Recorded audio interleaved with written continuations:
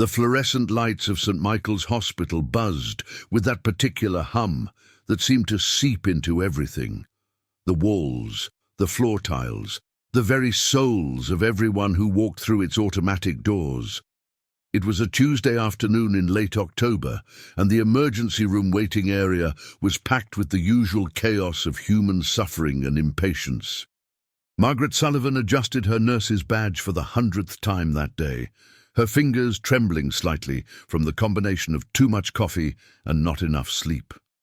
At 42 years old, she had been working at this hospital for 15 years, and somewhere along the way, the compassion that had once driven her into nursing had calcified into something harder, something that resembled efficiency but felt more like indifference. The waiting room was a symphony of coughs, crying children, and the constant drone of a television mounted in the corner showing some talk show that nobody was really watching. Margaret stood behind the reception desk, her eyes scanning the crowd with the practiced detachment of someone who had seen too much to be moved by ordinary pain anymore. "Number 47, she called out, her voice cutting through the noise like a knife through butter. "Number 47, please approach the desk." An elderly man rose slowly from one of the plastic chairs in the corner. He moved with the careful deliberation of someone whose body had become an unreliable partner, each step a negotiation between will and physical limitation. His clothes were worn but clean, a flannel shirt that had seen better decades, work boots that were scuffed but well-maintained, and jeans that hung loosely on a frame that had clearly been more substantial in younger years. His name was Harold Jenkins, though he had gone by Harry for most of his 73 years on this earth.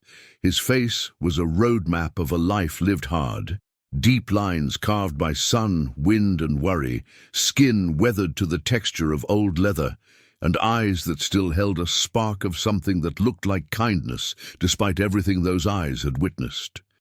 Harry shuffled toward the desk, one hand pressed against his lower back, where a persistent ache had been growing worse over the past few weeks. In his other hand, he clutched a small piece of paper with his number on it, 47, which he had been holding for the past 3 hours. Behind him, a little girl of about 7 years old followed closely. Her name was Lily, and she was Harry's neighbour's granddaughter. Her mother had dropped her off that morning for what was supposed to be a quick babysitting arrangement, but then Harry's back pain had become too severe to ignore, and he had no choice but to bring her along to the hospital. Lily had brown hair pulled into slightly lopsided pigtails. Harry had done his best, but hairstyling had never been among his many skills, and she wore a purple dress that was perhaps a bit too thin for the autumn chill. Her small hand clutched the back of Harry's shirt as they approached the desk together. "About time," Margaret muttered, just loud enough to be heard. She didn't look up from her computer screen as Harry reached the counter. "Name and date of birth." "Harold Jenkins," Harry said, his voice carrying the gravel of age and too many years of breathing diesel fumes. "March 15th, 1952. Margaret's fingers flew across the keyboard. "Insurance card." Harry reached into his back pocket and produced a worn wallet. His hands shook slightly as he extracted a Medicare card, its edges soft from years of handling. He slid it across the counter toward Margaret. She picked it up with 2 fingers, as if it might be contaminated, and examined it with a frown. "This is expired." "What?" Harry leaned forward, squinting at the card. "That can't be right. I just renewed it a few months back." "Well, according to this, it expired in August." Margaret's tone had taken on that particular brand of bureaucratic smugness that seemed to be taught in some secret training program for hospital administrators everywhere. "You'll need to provide current insurance information or arrange for payment." I have the new card at home," Harry said, his face flushing with embarrassment. "I must have grabbed the wrong one.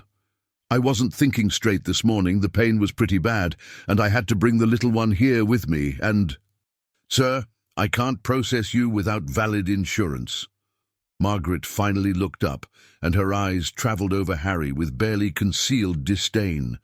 taking in his weathered appearance, his worn clothes, his obvious discomfort.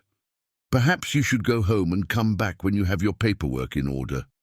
"Please," Harry said, his voice cracking slightly. "I've been waiting for 3 hours. My back... Something's not right. I can feel it. And I can't leave Lily here alone. And I can't drive all the way home and back. My truck's been making a noise, and I'm worried about—" "Sir." Margaret's voice had risen, and several people in the waiting room were now watching the exchange with the morbid curiosity that humans seem unable to suppress when witnessing someone else's humiliation. "This is a hospital, not a charity. We have procedures. If everyone who came in here with a sob story about their bad back got to jump the line, we'd never get anything done." Lily tugged on Harry's shirt. "Grandpa Harry, are you okay?" She wasn't his grandchild, wasn't even related to him, but she had called him Grandpa Harry since she learned to talk, and the old man had never corrected her. "I'm fine, sweetheart," Harry said, reaching down to pat her head with a trembling hand. "Just a little misunderstanding." Margaret's eyes flicked to Lily, then back to Harry, and something in her expression hardened further. "Is this your granddaughter?" "No, she's my neighbor's granddaughter. I was watching her today when—" "So you're not even related to this child?" Margaret's voice had taken on a new edge. "And you brought her to an emergency room. Do you have documentation proving you're authorized to have custody of her?" Harry's face went pale. Her mother knows she's with me. She dropped her off this morning. I've known this family for 20 years. They live right next door. I've watched Lily since she was a baby. Sir, I'm going to have to ask you to step aside."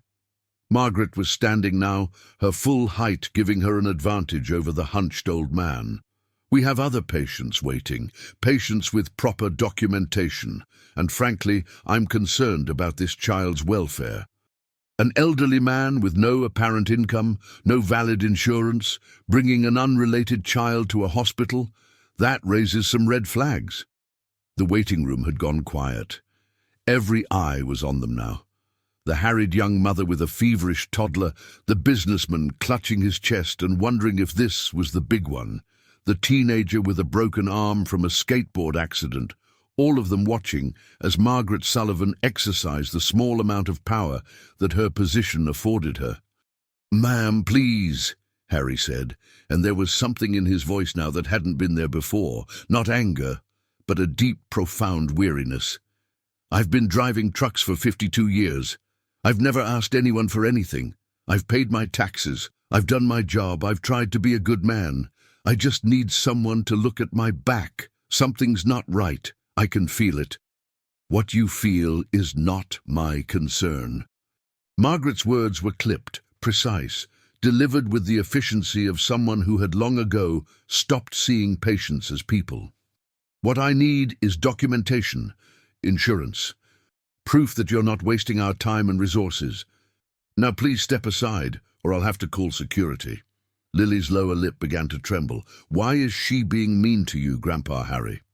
It was such a simple question, asked in the pure, unfiltered way that only children can manage, cutting straight through all the bureaucratic nonsense and social conventions to the heart of what was actually happening. Why was this woman being mean to a kind old man who was clearly in pain? Margaret's face flushed. "I'm not being mean, little girl. I'm doing my job." "It looks mean," Lily said, and there was no accusation in her voice, just honest observation. Several people in the waiting room nodded. The young mother with the feverish toddler stood up. "Excuse me, but this man has been waiting longer than any of us. Can't you just let him see a doctor? He's obviously in pain." "Ma'am, please stay out of this," Margaret said, her voice rising. "This is between me and—" "No, I think she has a point." This was from the businessman, who had stopped clutching his chest long enough to take notice of the situation. "The man's been here for hours, and the way you're talking to him, that's not right." Margaret felt the tide turning against her, and it only made her dig in harder. This was her domain, her desk, her rules. She wasn't about to be lectured by a waiting room full of sick people who didn't understand the complexity of hospital administration. If any of you have a problem with how this hospital operates, you're welcome to file a complaint with patient services, she said, her voice cold as January ice. Now, sir, she turned back to Harry, I'm going to ask you one more time to step aside. We have real patients with real emergencies waiting. Harry's shoulders slumped. He had been prepared for many things in his life. The loneliness of long-haul trucking, the pain of losing his wife to cancer 12 years ago, the slow erosion of his body's capabilities. But he had not been prepared for this particular brand of cruelty, this casual dismissal of his humanity in front of a child who looked up to him. He turned to go, one hand still pressed against his lower back, the other reaching down to take Lily's hand. "Come on, sweetheart," he said quietly. "We'll figure something else out." But as they turned, the automatic doors of the emergency room slid open, and a woman in her late 30s rushed in. She was dressed in expensive clothes, a cashmere coat, designer boots, a silk scarf that probably cost more than Harry's entire wardrobe, and her face was a mask of panic and worry. "Where's my son?" she demanded, rushing past Harry and Lily toward the reception desk. "His school called. They said he was brought here by ambulance. Something about an allergic reaction. Where is he? Where's Thomas?" Margaret's entire demeanor transformed in an instant. The cold, bureaucratic mask melted away, replaced by a warm, concerned expression that seemed almost grotesquely artificial, given what she had just been doing. "Ma'am, please calm down. What's your son's name?" "Thomas. Thomas Mitchell. He's 8 years old, brown hair. He was wearing his school uniform. Oh, God, please, where is he?" "Let me check the system." Margaret's fingers flew across the keyboard, her voice dripping with sympathy. "Yes, I see him here. He was brought in about 45 minutes ago. He's stable. The doctors are with him now. Let me get someone to take you to him right away." She picked up a phone and spoke rapidly into it, then came around the desk, something she had refused to do for Harry, and gently took the woman's arm. "It's going to be okay, Mrs. Mitchell. Your son is in good hands. We have the best doctors here. Let me personally escort you to him." Harry watched this transformation with tired eyes. He had seen it before, of course, the way certain people could toggle their humanity on and off like a light switch, depending on who they were dealing with. The woman in the cashmere coat clearly had money, status, the kind of social capital that commanded respect. Harry, with his worn flannel and his Medicare card and his weathered face, had none of those things. But before Margaret could lead Mrs. Mitchell away, another person came through those automatic doors. This was a man in his 50s, wearing the white coat of a physician, with a stethoscope around his neck, and an ID badge that identified him as Dr. Robert Mitchell, Chief of Surgery. "Victoria," he called out, rushing to the woman in cashmere. "I just got your message. I was in surgery. Is Thomas okay? What happened?" "Robert, I don't know. The school called. They said allergic reaction. I got here as fast as I could." Okay, calm down. Let me find out what's going on." Dr. Mitchell turned to Margaret. "Where's my son? Thomas Mitchell, 8 years old, brought in by ambulance." "Yes, doctor, I was just about to take your wife to him. He's in Bay 3, doctor. Patterson is handling his case personally." Dr. Mitchell nodded, but something caught his attention. His gaze had drifted past Margaret to the old man who was shuffling toward the exit, hand in hand with a little girl in a purple dress. He froze. For a moment, he simply stared, his face cycling through a complex series of emotions, disbelief, recognition, and then something that looked almost like fear. "Harry?" he called out, his voice carrying across the waiting room. "Harry Jenkins?" Harry stopped. He turned slowly, wincing as the movement sent a spike of pain through his lower back. His eyes found the doctor's face, and for a moment there was no recognition. Then, gradually, understanding dawned. Bobby? Bobby Mitchell? Margaret watched this exchange with growing confusion. "Doctor, do you know this man?" Dr. Mitchell didn't answer her. He was already moving across the waiting room, his wife momentarily forgotten, his son's medical emergency temporarily pushed aside by what he was seeing in front of him. "Harry Jenkins," he said again, stopping in front of the old man. His voice had changed. It was softer now, younger somehow, as if he were speaking from across a great distance of years. "It is you. My God, I never thought I'd see you again." Harry's weathered face broke into a small smile. "You grew up, Bobby. Last time I saw you, you were about the size of this little one here." He nodded toward Lily. "That was 32 years ago." Dr. Mitchell's eyes were glistening. 32 years! I've thought about you every day since then. Every single day." Margaret stepped forward, her confusion morphing into something like concern for her own position. "Dr. Mitchell, I don't understand. How do you know this man?" "He was causing a disturbance at the desk. He doesn't have proper insurance documentation." "Causing a disturbance." Dr. Mitchell turned to look at her, and something in his expression made Margaret take a step back. What exactly happened here? He presented with an expired insurance card, and he brought a child who isn't related to him, and I was simply following protocol. "Margaret." "Doctor." Mitchell's voice was quiet, but it carried the weight of someone who had spent years giving orders in operating rooms where hesitation meant death. "This man saved my life." The waiting room, which had already been quiet, seemed to hold its collective breath. "He saved my life when I was 8 years old," Dr. Mitchell continued, his voice thick with emotion. "And I never got the chance to thank him properly. So whatever happened here, whatever protocol you were following, I want you to understand something very clearly. This man is more important to me than anyone else in this waiting room.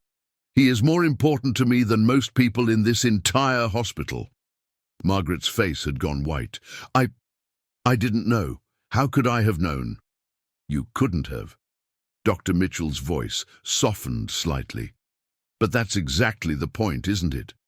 You couldn't know who he was. You couldn't know what he'd done or what he meant to anyone. And because you couldn't know, because he looked old and tired and poor, you treated him like he was nothing, like he didn't deserve basic human decency."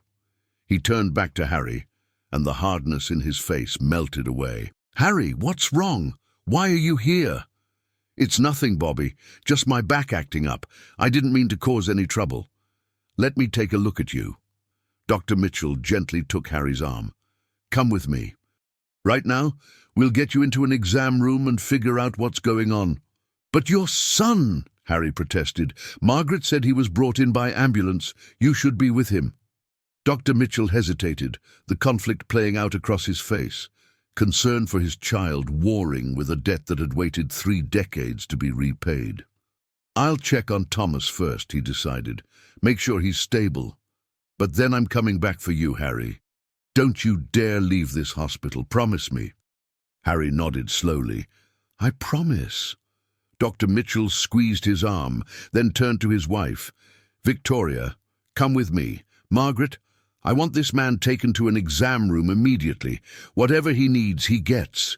Is that understood?" "Yes, Doctor." Margaret's voice was barely audible. As Dr. Mitchell and his wife hurried toward the treatment area, Harry found himself being ushered toward the exam rooms by a suddenly solicitous Margaret. She had even found a wheelchair from somewhere and was offering it to him with the kind of deference usually reserved for visiting dignitaries. "Can Lily come with me?" Harry asked. Of course. Whatever you need." Lily climbed into Harry's lap as he settled into the wheelchair, her small arms wrapping around his neck. "Grandpa Harry, was that man your friend?" "A long time ago, sweetheart," Harry said, his voice distant with memory. "A very long time ago." Margaret wheeled them toward the exam rooms, and as they passed the waiting area, several patients caught Harry's eye. The young mother gave him a thumbs up. The businessman nodded respectfully. Even the teenager with the broken arm managed a small wave. They were placed in exam room 7, a small, sterile space with the usual medical equipment and the usual uncomfortable examination table. Margaret helped Harry onto the table, her movements careful and apologetic, as if she could somehow undo the last 20 minutes through solicitous behavior. "The doctor will be with you soon," she said. "Can I get you anything? Water? Coffee? A blanket for the little one?"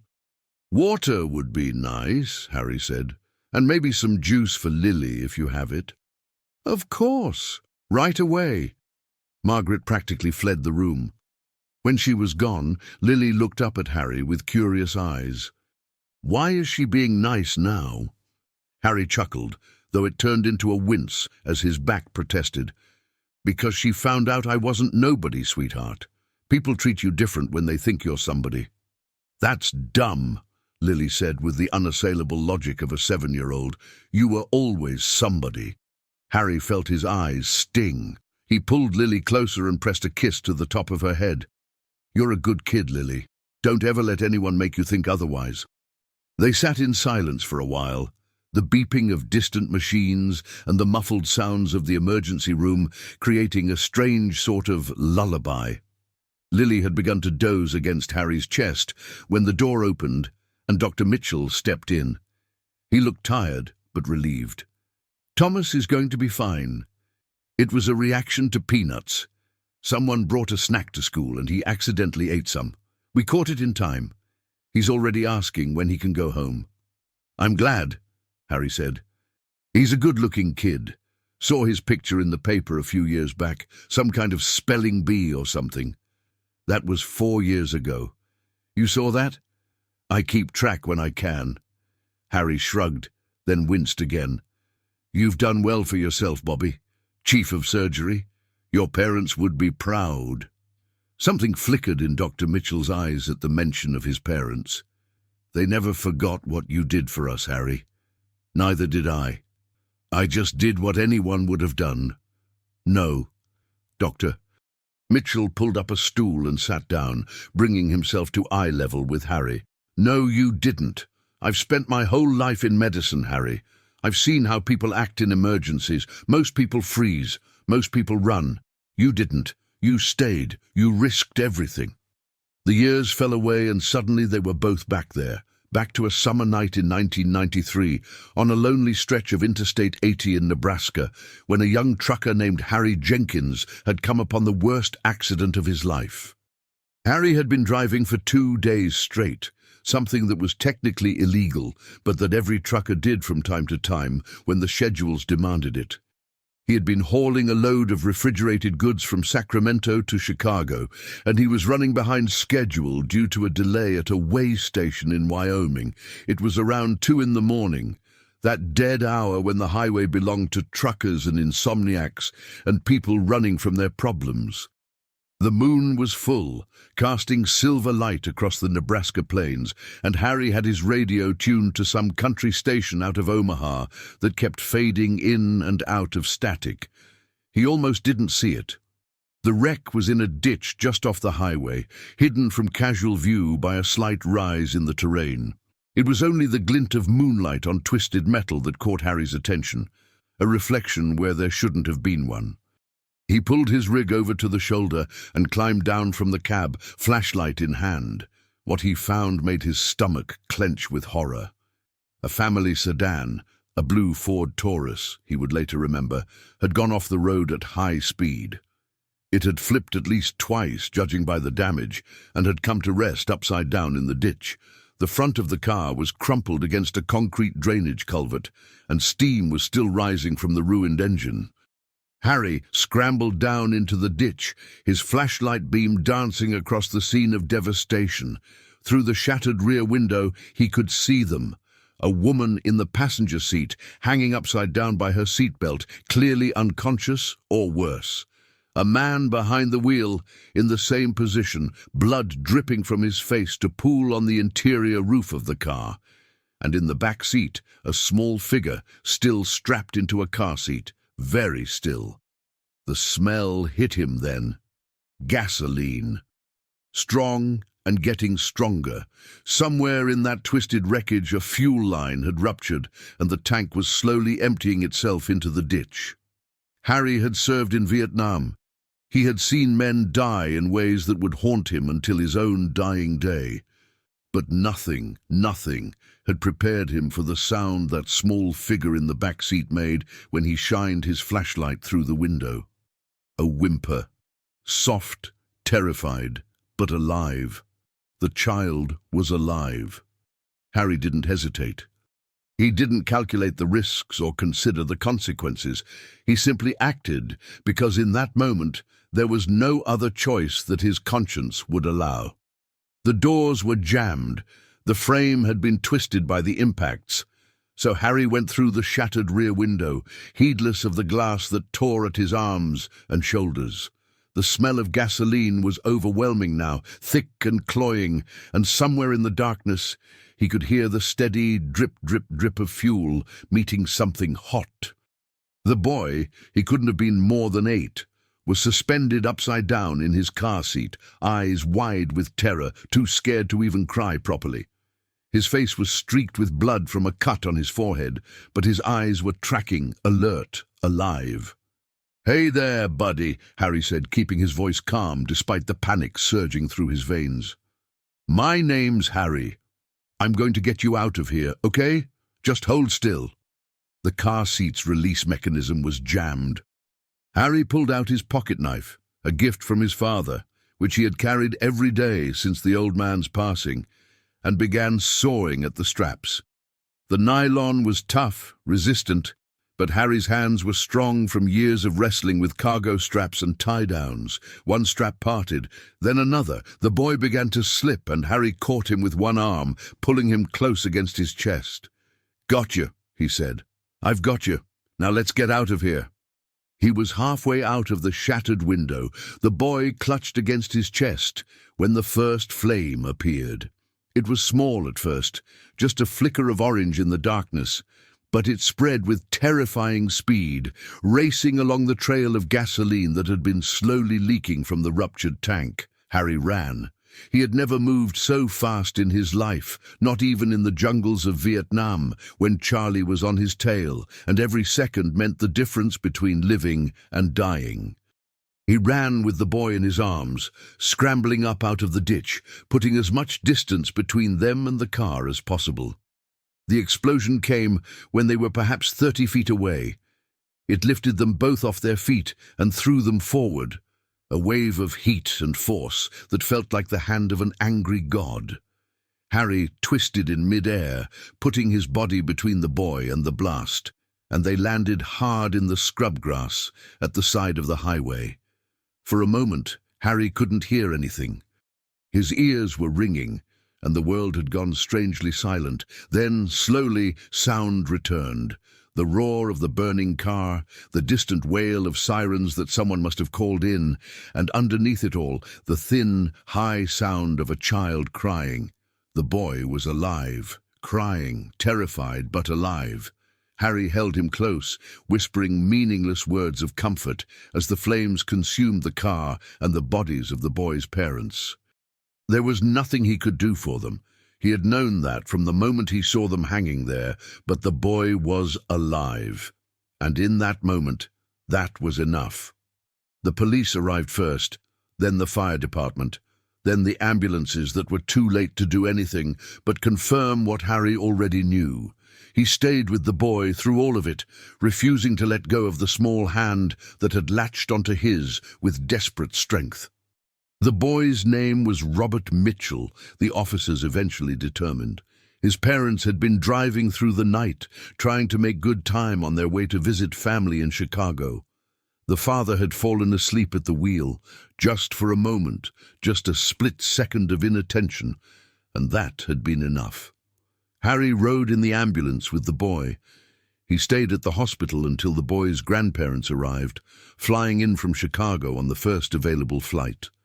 He gave his statement to the police, accepted their thanks and their admiration with uncomfortable shuffling, and then he climbed back into his rig and continued his route to Chicago. He delivered his load 2 days late. His boss threatened to fire him. Harry didn't care. 3 weeks later, a letter arrived at his apartment in Sacramento. It was from the boy's grandmother, written in a shaky hand that spoke of grief and gratitude in equal measure. She thanked him for saving her grandson. She told him that little Bobby talked about him constantly, calling him the truck man who had pulled him from the fire. She included a check for $5,000, a fortune to a young trucker living paycheck to paycheck. Harry cashed the check, but not for himself. He opened a savings account in the boy's name and deposited the money there. Over the years, whenever he had a little extra, he would add to it. He never told anyone about it. He never expected anything in return. The boy's grandmother wrote to him regularly for the next few years, keeping him updated on Bobby's recovery, his struggles with nightmares and therapy, his eventual triumph over the trauma. Bobby was smart, she wrote. Bobby was going to make something of himself. Bobby never forgot the truckman who had saved his life. Then, gradually, the letters stopped coming. Harry assumed the family had moved on, had built new lives, had let the past fade into memory, as the past always eventually does. He didn't blame them. He didn't expect them to keep in touch with a stranger who had simply been in the right place at the right time. But he never forgot. Every year on the anniversary of that night, Harry would light a candle and say a small prayer for the souls of Bobby's parents and a word of hope for the boy who had survived.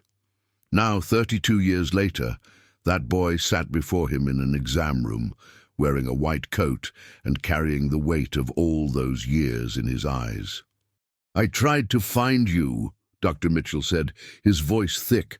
"After my grandmother passed, I tried to track you down. But you had moved so many times, and the trucking company you worked for went out of business in the early 2000s. I hired private investigators, searched databases, did everything I could think of. It was like you had vanished." "I didn't vanish," Harry said quietly. "I was just living, driving, getting old." He shrugged. "Never thought I was worth finding." "Worth finding?" Dr. Mitchell's voice cracked. "Harry, you're the reason I became a doctor. You're the reason I'm sitting here today. That night, watching you risk your life for a stranger, seeing what real courage looked like, it changed everything. I decided that if I ever had the chance, I would spend my life saving people the way you saved me." "You would have become a doctor anyway," Harry said. "You were always smart. Your grandmother used to tell me in her letters." "Maybe. But I wouldn't have become this doctor. I wouldn't have understood what it really means to put someone else's life before your own. You taught me that, Harry. In 5 minutes, in a burning ditch in Nebraska, you taught me everything I needed to know about being a healer." Lily, who had been listening to this exchange with wide eyes, tugged on Harry's sleeve. "Grandpa Harry, you saved him from a fire." Harry looked down at her and smiled. "It was a long time ago, sweetheart. I barely remember it." "That's not true," Dr. Mitchell said. "You remember. I can see it in your eyes. You remember every second of that night, just like I do." Harry was silent for a moment. Then slowly, he nodded. "You were so scared," he said quietly. "You wouldn't let go of my hand. And your eyes, you have your mother's eyes, Bobby. Did you know that? I saw the pictures later, in the news reports. You have her eyes exactly." Dr. Mitchell wiped at his face with the back of his hand. "I never knew that. No one ever told me that." "She was beautiful," Harry continued. "Both your parents were. And in those last moments, before the fire got too bad, I could see that they had lived good lives. You could see it in the way they had tried to protect you. Your father had one arm stretched back toward your car seat, even in death. He was trying to shield you." "I didn't know that either." Dr. Mitchell's voice was barely a whisper. "They never told me the details. They thought it would be too traumatic. Maybe they were right. Maybe some things are better left unknown." Harry shifted on the exam table, wincing. "But I've always thought that you deserved to know how much your parents loved you." They died trying to protect you, Bobby. That's the most important thing. Whatever mistakes led to that accident, in the end, they loved you more than their own lives. Dr. Mitchell stood abruptly and walked to the window, his shoulders shaking. He stayed there for a long moment, composing himself before turning back. "We need to examine you," he said, his voice steadier now. "Tell me about your back. When did the pain start?" "Few weeks ago. Started as just an ache, but it's been getting worse. Started having some tingling in my legs too, especially the right one." Dr. Mitchell's expression shifted to pure clinical focus, the emotions temporarily set aside in favor of the medical problem at hand. "Any numbness, weakness, changes in bladder or bowel function?" "Some numbness in my foot. Thought I'd just been sitting too long, and I've been having to get up more at night to use the bathroom, but I figured that was just, getting old. I want to do some imaging, MRI of your spine. We'll see what's going on in there." Dr. Mitchell was already pulling out his phone, sending messages to the appropriate departments. "In the meantime, I want you to stay put. No driving, no lifting, nothing strenuous." "Understood. I don't have anywhere to be," Harry said. "My driving days are mostly over anyway. Company doesn't give me many runs anymore. They prefer the younger guys." "How are you getting by? Financially, I mean." Harry shrugged. "I manage. Social Security, some savings. I don't need much." "And this little one? Where does she need to be?" Harry looked at Lily, who had fallen asleep against his shoulder, her small body warm and trusting. "Her mother is supposed to pick her up at 5. I should call her, let her know what's happening. Give me the number. I'll have someone call for you." Dr. Mitchell paused. "Harry, about what happened at the desk. It's not important." "It is important. Margaret had no right to treat you that way. No right to humiliate you in front of this child. She was just doing her job." "No." Dr. Mitchell's voice was firm. "She was being cruel and using her job as an excuse. There's a difference. I'm going to have a conversation with her and with the hospital administration. This kind of treatment is unacceptable." "Bobby, this isn't about you, Harry. This is about the hundreds of other patients who come through those doors every day who might not have someone to advocate for them. The elderly, the uninsured, the people who don't have a famous doctor friend to step in on their behalf. They deserve better than what you experienced today." Harry was quiet for a moment, considering this. Then he nodded slowly. "You're right. I shouldn't have let it go. I was just tired, and it seemed easier to walk away." "That's what they count on," Dr. Mitchell said. "People being too tired to fight. But you don't have to fight anymore, Harry. That's what I'm here for." Before Harry could respond, there was a knock at the door. A young woman in scrubs poked her head in. "Dr. Mitchell, the MRI is available now if you want to bring your patient down." "Thank you, Sarah. We'll be right there." Dr. Mitchell turned back to Harry. "Ready? Do I have a choice?" "Not really, but I'm going to take good care of you, Harry. That's a promise." The MRI suite was in the basement of the hospital, a cool, quiet space that hummed with the sound of massive machinery. Harry was loaded onto the table, a process that involved a fair amount of wincing and sharp intakes of breath, and slid slowly into the tube. Lily had been handed off to a kindly nurse who promised to look after her while the scan was being done. Harry had been reluctant to let her go, but the nurse had children of her own and knew exactly how to put a scared little girl at ease. Within minutes, Lily was helping to organize the nurse's station, her earlier distress forgotten in the face of new and interesting tasks. The MRI took about 45 minutes. Harry lay as still as he could, listening to the clanging and buzzing of the machine, trying not to think about what it might find. He had spent his life ignoring his body's complaints, pushing through pain the way truckers do, always one more load to deliver, one more mile to cover. Maybe that had finally caught up with him. When it was over, he was wheeled back to the exam room to wait for the results. Lily was there, bouncing on her chair with renewed energy, full of stories about the nurse and the other patients and the vending machine in the hallway that had a whole row of candy bars she had never seen before. "They gave me juice," she reported, "and crackers with peanut butter. The nurse said I was very brave." "You are very brave," Harry told her. "Braver than me, probably." "That's not true. You went into a fire to save a little boy." "Who told you that?" "The doctor. He came by while you were getting your pictures taken. He told the nurse all about it. She cried." Harry sighed. He had never been comfortable with praise, especially for something that had seemed so straightforward at the time. The car was burning. There was a child inside, so he went in to get the child out. Anyone would have done the same. Except, as Dr. Mitchell had pointed out, most people wouldn't have. Most people would have frozen, or waited for the professionals, or convinced themselves that there was nothing they could do. Harry had learned long ago that courage wasn't the absence of fear. It was the decision to act despite the fear, because something else mattered more. The door opened and Dr. Mitchell entered, his face carefully neutral.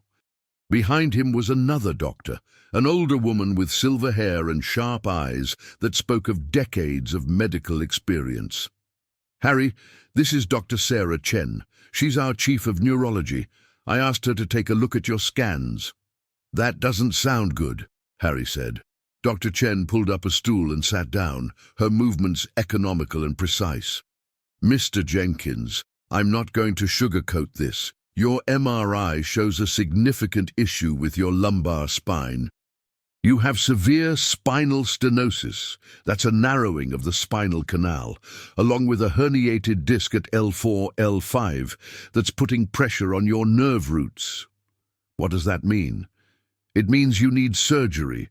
Without intervention, the numbness and weakness in your legs is going to get worse. Eventually, you could lose the ability to walk." Harry absorbed this information in silence. Somewhere in the distance, he could hear Lily chattering to herself, playing some imaginary game with the medical supplies Margaret had left behind. "When you say surgery," he said finally, "what kind of surgery are we talking about?" "A laminectomy with spinal fusion. We'll remove the part of the vertebra that's putting pressure on your nerves and then fuse the vertebrae together to stabilize the spine. It's a significant procedure, but it has a high success rate." "How significant?" "Doctor." Mitchell stepped forward. "Harry, I want to do this surgery myself. I've done hundreds of these procedures. I can give you the best possible outcome." "A chief of surgery doing a routine spine operation? Doesn't that seem like overkill?" "Maybe, but this isn't routine. Not to me." Dr. Mitchell's voice was firm. "You saved my life, Harry. Let me try to give you a few more good years." Harry was quiet for a long moment. Then he looked down at his hands, large hands, weathered by decades of hard work, trembling slightly now with age and pain, and something that might have been fear. "I don't have insurance that'll cover something like this," he said quietly. "Medicare only goes so far. I barely made it through the door today, remember? That's not going to be an issue." "Bobby." "Harry, listen to me." Dr. Mitchell knelt down so that he was at eye level with the old man. "When I was a kid, you saved my life. You didn't ask for anything in return. You didn't even cash the check my grandmother sent you. Yes, I know about that. She told me before she died about the account you set up in my name. That money helped pay for my medical school, Harry. You helped make me the doctor I am today. That was different. No, it wasn't. It was someone seeing a need and doing what they could to help. That's all I'm doing now. Let me help you, please." Harry looked at Dr. Mitchell's face, at the boy he had pulled from a burning car 32 years ago, now grown into a man, a healer, a force for good in the world. He thought about all the lives this man had saved in his career, all the families who had been made whole because of his skill and dedication, and he thought about what a strange, circular thing fate could be. how a moment of instinctive courage on a dark Nebraska highway could ripple outward through the years, touching lives he would never know about. "Okay," he said finally. "Okay, I'll let you help me." Dr. Mitchell's face broke into a smile, a genuine smile, the kind that crinkled the corners of his eyes and transformed his whole expression. "Thank you, Harry. Thank you for letting me do this. Just promise me one thing. Anything. Promise me you'll talk to that nurse, Margaret. Not to punish her, but to help her understand. She's not a bad person, Bobby. She's just lost. She's forgotten why she got into this work in the first place. I've seen it before, in the eyes of people who've been grinding too long without anyone to remind them what matters. She needs someone to help her find her way back." Dr. Mitchell was quiet for a moment, then he nodded slowly. "I promise, I'll talk to her. But not as her boss, as someone who understands what it's like to forget what's important, someone who had to be reminded himself a long time ago." "Good." Harry leaned back on the exam table, suddenly exhausted. "Now, when are we doing this surgery? Because I've got a little girl to take care of, and her mother's going to be worried if I don't get her home soon." "We'll need to do some more tests. Get you scheduled. It could be as soon as next week, depending on the OR schedule." Dr. Mitchell paused. "In the meantime, I want you to stay off your feet as much as possible. Do you have someone who can help you at home?" "I'll manage." "That's not what I asked." Harry sighed. "I live alone, Bobby. Have for 12 years since my wife passed. I've got neighbors who check on me sometimes, but mostly I take care of myself." "Not anymore. I'm going to arrange for a home health aide to come by, at least until the surgery. And after the surgery, you'll need someone there during your recovery." "I can't afford—" "You're not paying for any of this, Harry. I've already talked to the hospital administration. Your entire treatment is being covered by an anonymous donor. Consider it a gift from someone whose life you changed." Harry's eyes glistened. "Bobby, you don't have to—" "Yes, I do. And it's not charity, Harry. It's gratitude. It's 32 years of wanting to say thank you and not knowing how. Let me do this, please." Before Harry could respond, the door burst open and Margaret appeared, her face flushed with agitation. "Dr. Mitchell, there's a situation in the waiting room. A man collapsed. Chest pain, possible cardiac event. Dr. Patterson is asking for backup." Dr. Mitchell was on his feet immediately. "I'll be right there. Sarah, can you stay with Harry? I'll be back as soon as I can." He was out the door before anyone could respond, his white coat billowing behind him like a cape. Through the open door, Harry could see him sprinting down the hallway toward the emergency room, already barking orders into his phone. Dr. Chen watched him go with a small smile. "He hasn't changed," she said. "Still the first one to run toward trouble instead of away from it." "That's Bobby," Harry said quietly. "Always was brave, even when he was little. He talks about you, you know. Not by name. He didn't know your name until today, but he talks about the man who saved him, at staff meetings, during difficult cases, whenever someone is struggling with a tough decision. He says that real courage is doing what needs to be done, even when you're scared, even when it costs you something. He says he learned that from a trucker on a Nebraska highway." Harry felt something shift in his chest. Not pain, but a kind of warmth that he hadn't felt in a very long time. He had spent 52 years driving trucks across America, watching the country change from his window, touching lives in ways he never knew about. He had always thought of himself as just a driver, just a man doing his job, making his deliveries, putting 1 mile after another behind him. But maybe he had been wrong. Maybe all those miles had meant something more. Maybe every interaction, every small kindness, every moment of connection with the people he met along the way had rippled outward in ways he couldn't see. "Mr. Jenkins?" Dr. Chen was looking at him with concern. "Are you all right? You've gone very pale." "I'm fine," Harry said, though his voice was barely a whisper. "Just thinking." Lily, who had been remarkably quiet during the conversation, came over and climbed up onto the exam table beside him. She snuggled against his side, her small body a warm weight against his aching back. "Don't be sad, Grandpa Harry," she said. "The nice doctor is going to make you better. He said so." "I know, sweetheart. I'm not sad. I'm just grateful. Very, very grateful." The surgery was scheduled for the following Thursday. In the days leading up to it, Harry's small world expanded in ways he had never expected. Dr. Mitchell had kept his promise about the home health aide. Her name was Rosa, a cheerful woman in her 50s who arrived at Harry's modest apartment on Wednesday morning with a bag full of groceries and a determination to make sure he was properly cared for. "No more frozen dinners for you," she declared, marching into his kitchen and beginning to organize his cabinets. "You need proper nutrition before surgery. Good food helps the body heal." Harry tried to protest that he was perfectly capable of feeding himself, but Rosa was having none of it. By the end of her first day, his refrigerator was stocked with fresh vegetables, lean proteins, and homemade soup that smelled better than anything he had eaten in years. His neighbors noticed the change. The Hendersons from next door, Lily's grandparents, came by with a card signed by everyone on the block. They had heard about what happened at the hospital, about the doctor who turned out to be someone Harry had saved decades ago, and they were determined to show their support. "We should have been paying more attention," Mrs. Henderson said, her eyes bright with tears. "You've been here for 20 years, Harry. You've watched our grandchildren grow up, shoveled our sidewalk in the winter, fixed our garbage disposal when it broke, and we never even asked if you needed help." "I didn't need help," Harry said, uncomfortable with the attention. "I was doing fine."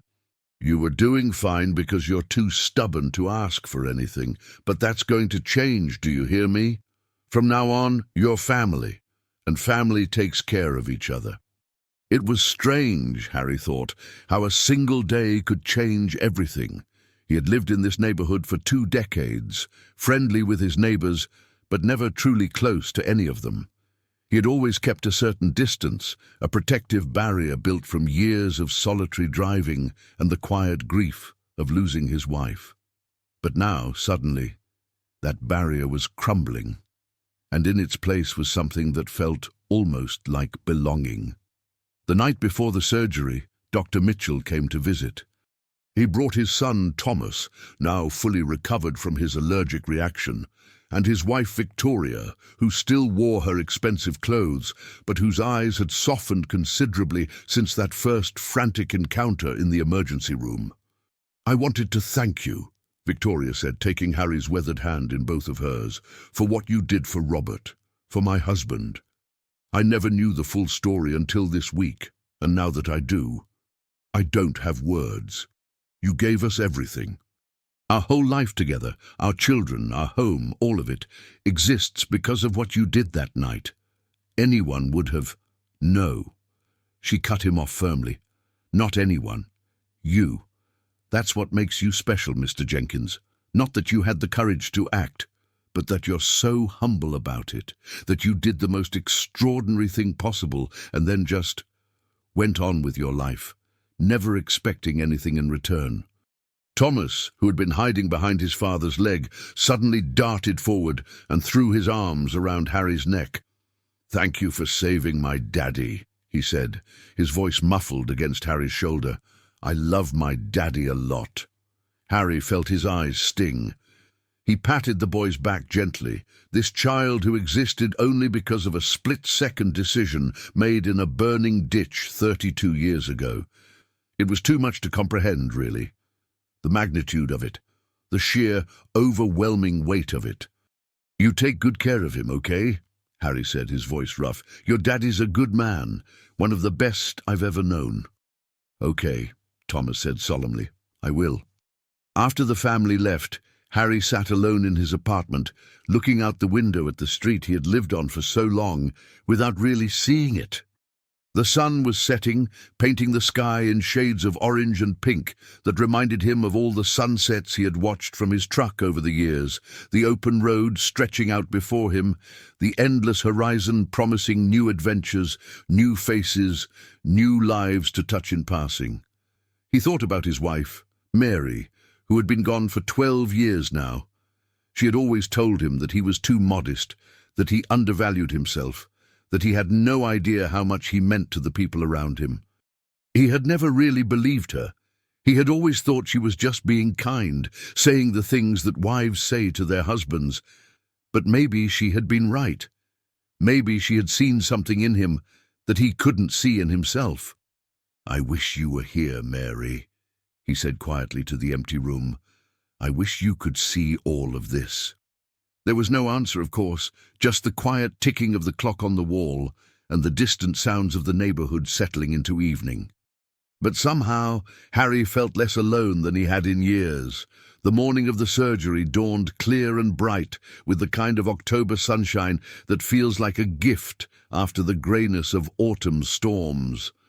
Rosa arrived early to help Harry get ready, fussing over him like a mother hen, making sure he had everything he needed for his hospital stay.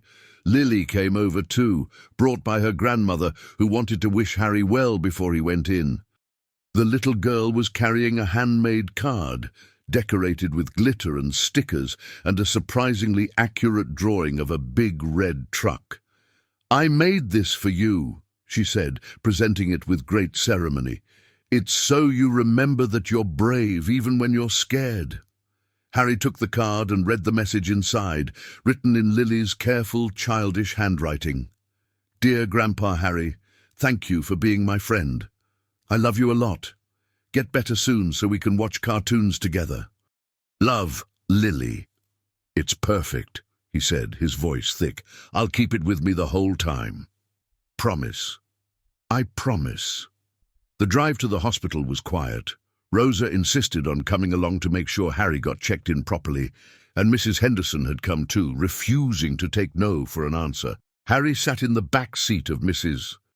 Henderson's minivan, watching the familiar streets slide by, thinking about all the roads he had travelled in his life, and how strange it was that this short journey felt like the most important one of all.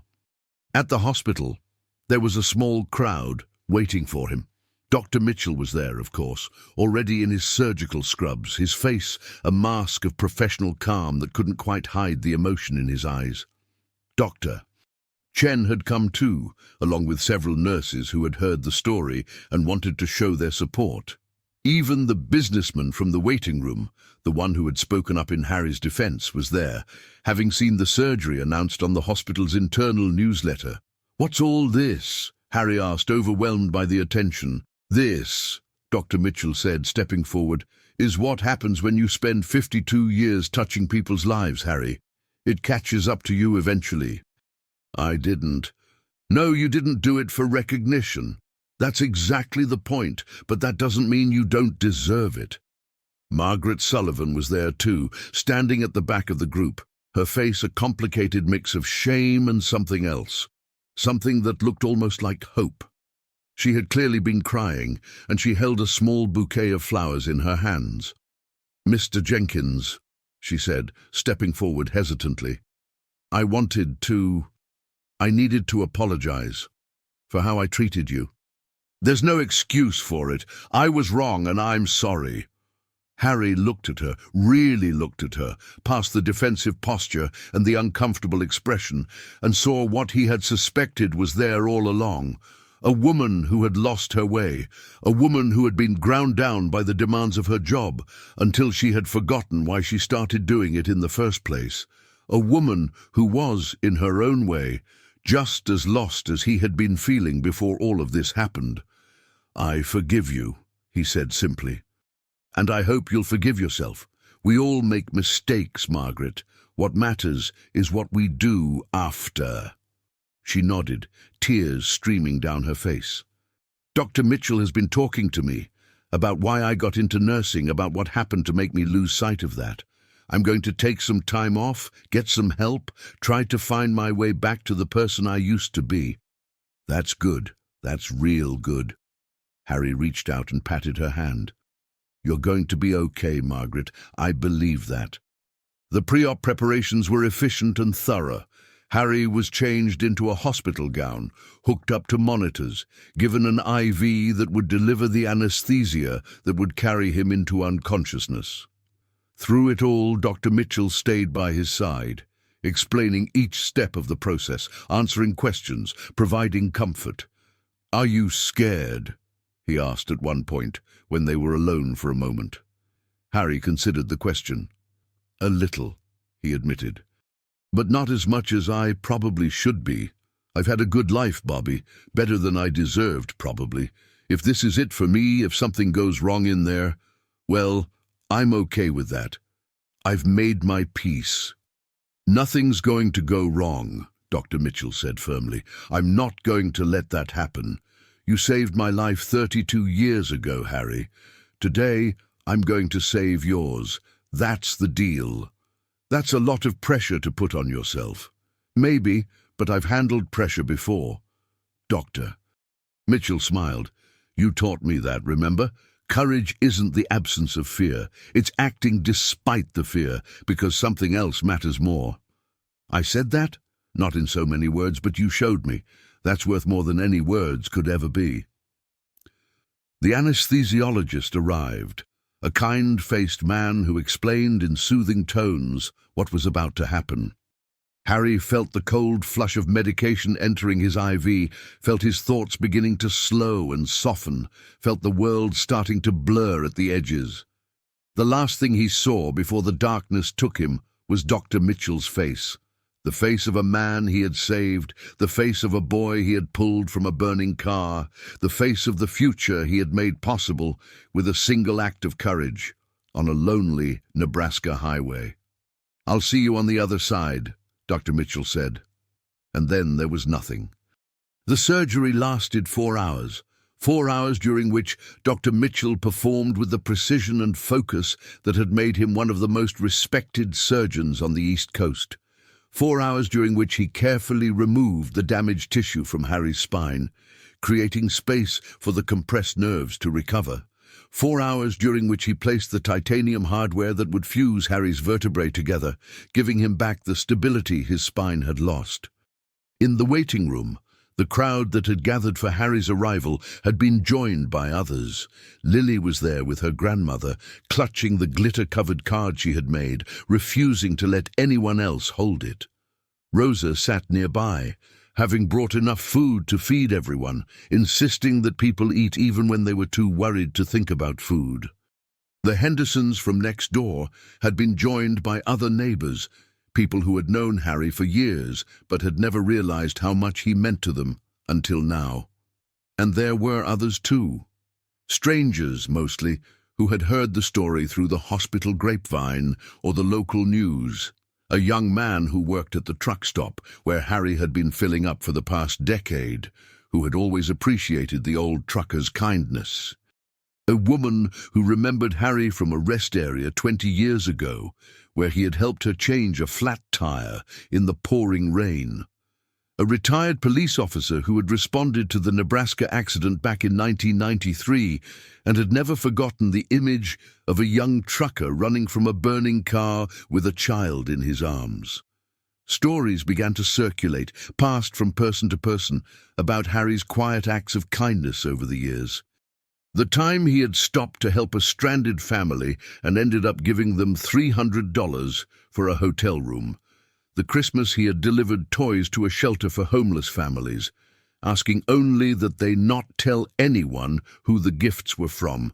The countless times he had let other truckers merge ahead of him, or shared his lunch with someone who had forgotten theirs, or simply offered a kind word to someone who looked like they needed it. He never talked about any of this. "Mrs. Henderson said, shaking her head in amazement, 20 years he's lived next door to us, and we never knew about any of this." "That's Harry," Rosa said. "He does good because it's the right thing to do, not because he wants anyone to know about it. That's what makes him special."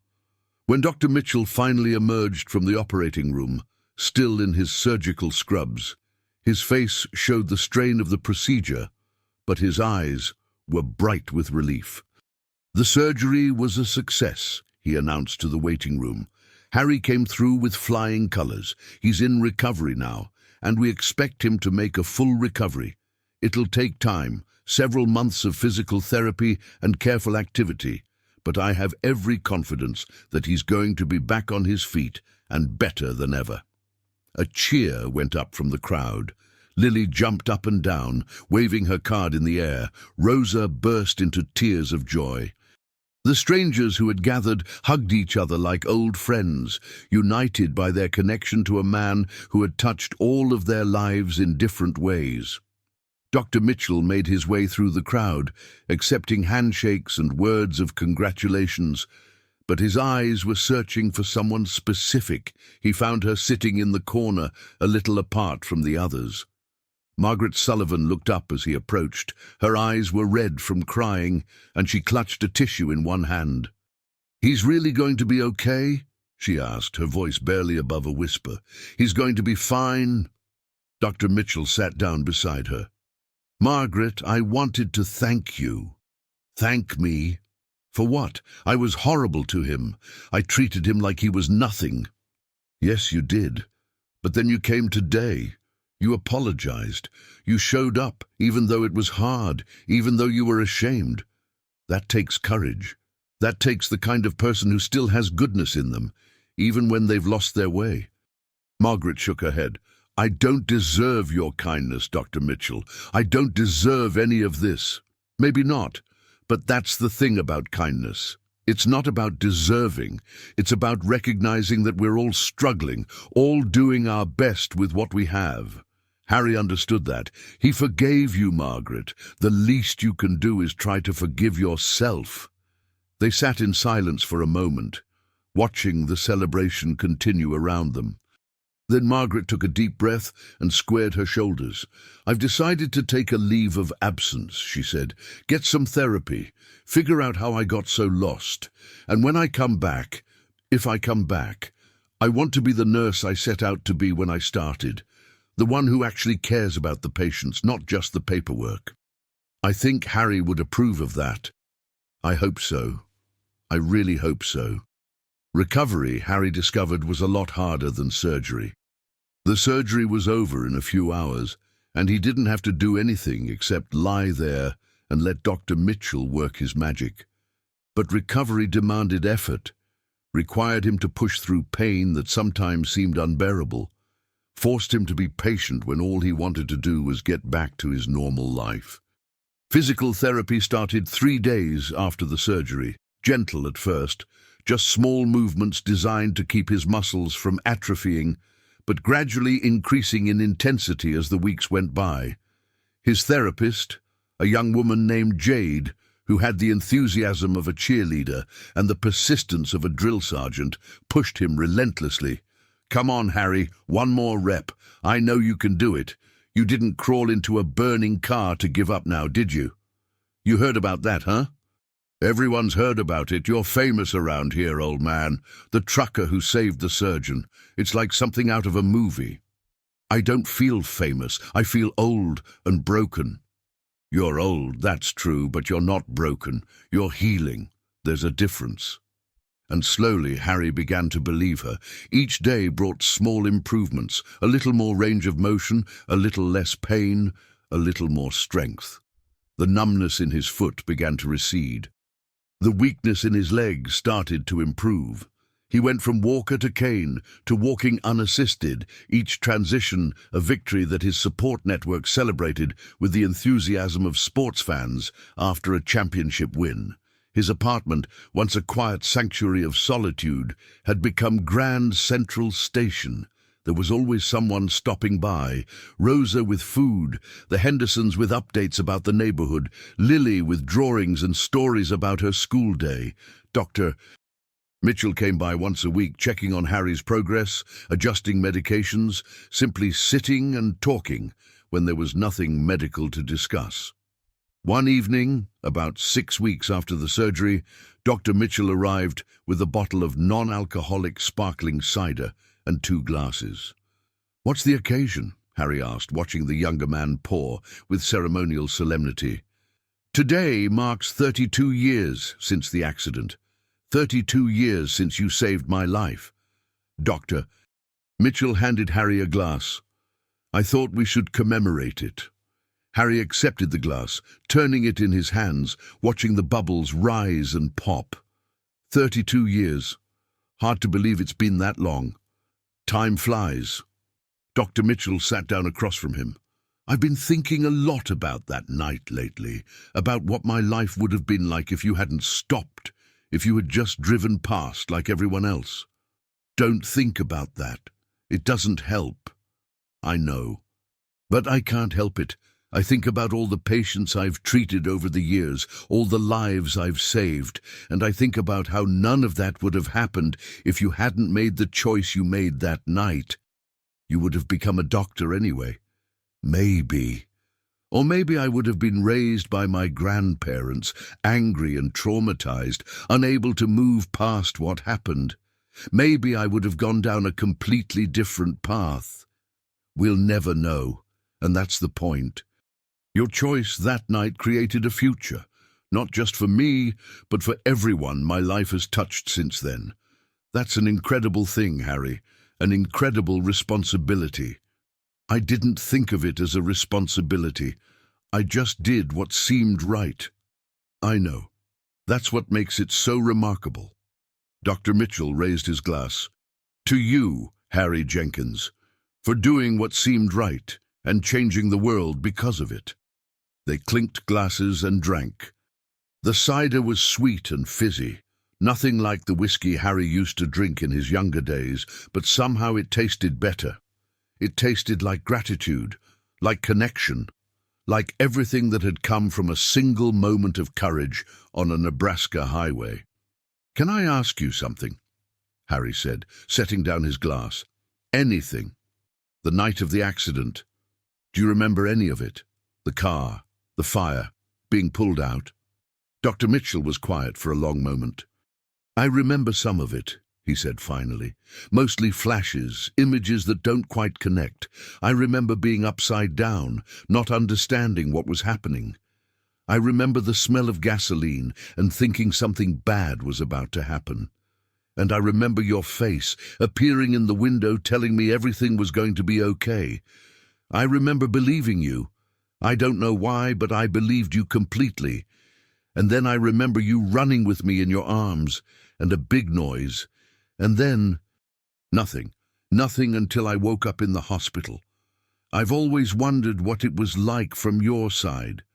Terrifying, but also not, because you were there. You made it feel like maybe everything would be okay after all. Dr. Mitchell paused. My grandmother used to tell me that angels come in all forms. She said you were my guardian angel that night. I don't know if I believe in angels, but I do know that you saved me, and I'm grateful for that, Harry. More grateful than I can ever express. Harry felt his eyes sting. He blinked rapidly, trying to push back the tears that threatened to fall. I'm not an angel, Bobby. I'm just an old trucker who happened to be in the right place at the right time. Maybe that's what angels are, just ordinary people who show up when they're needed most. Dr. Mitchell reached over and placed his hand on Harry's. Whatever you are, Harry Jenkins, you're a miracle to me, and I'm honored to know you. They sat in comfortable silence for a while, two men separated by decades of life, but connected by a single moment that had changed everything. Outside, the sun was setting over the neighborhood, painting the sky in shades of orange and pink. Somewhere, a child was laughing, a dog was barking. Life was going on, as it always did, indifferent to the small dramas and large miracles that happened within it. I've been meaning to ask you something, Harry said eventually. Something that's been bothering me. What's that? Margaret Sullivan, the nurse who was so unkind to me that day in the emergency room. You said you talked to her, that she was going to take some time off. How's she doing? Dr. Mitchell smiled, a real smile, full of warmth. She's doing well, actually, really well. She took a 3-month leave of absence. got some therapy, did a lot of soul-searching. She came back to work 2 weeks ago. Is she different? She's remarkable. It's like watching someone wake up from a long sleep. She's engaged with the patients in a way she hasn't been in years. She volunteers for the most difficult cases, the ones that require extra patience and compassion. She started a support group for nurses who are struggling with burnout, and she mentions you constantly, how meeting you was the wake-up call she needed, how your forgiveness gave her permission to start over. I didn't do anything special. I just forgave her. Harry, you have got to stop saying that. You've been saying, I didn't do anything special your whole life, and your whole life you've been wrong. Forgiveness is special. It's one of the hardest things a person can offer, and you offered it to someone who hadn't earned it, who probably didn't deserve it. That's not nothing, that's everything. Harry considered this. He had always thought of forgiveness as simple, as obvious, the natural response to being wronged by someone who was clearly struggling. But maybe Dr. Mitchell was right. Maybe forgiveness was harder than it seemed, and more valuable than he had given it credit for. There's something else, Dr. Mitchell said, his tone turning more serious. Margaret found out some things about you during her time off, things she wanted me to tell you. What kind of things?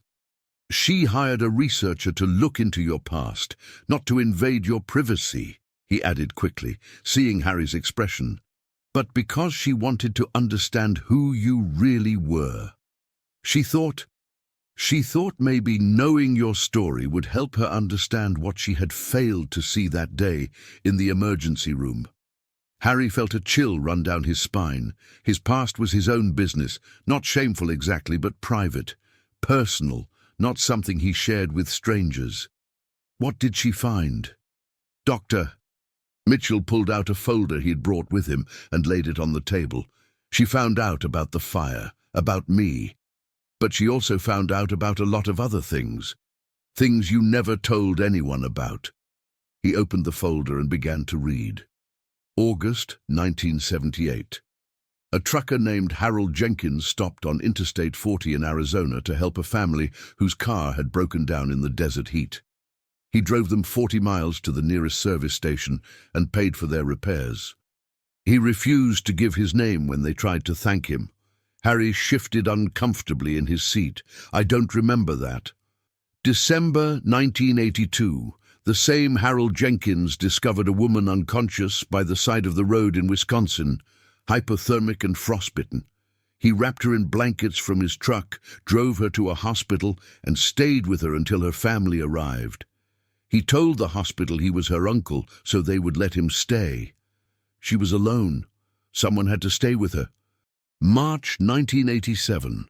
A truck driver matching your description stopped a robbery in progress at a rest area in Missouri.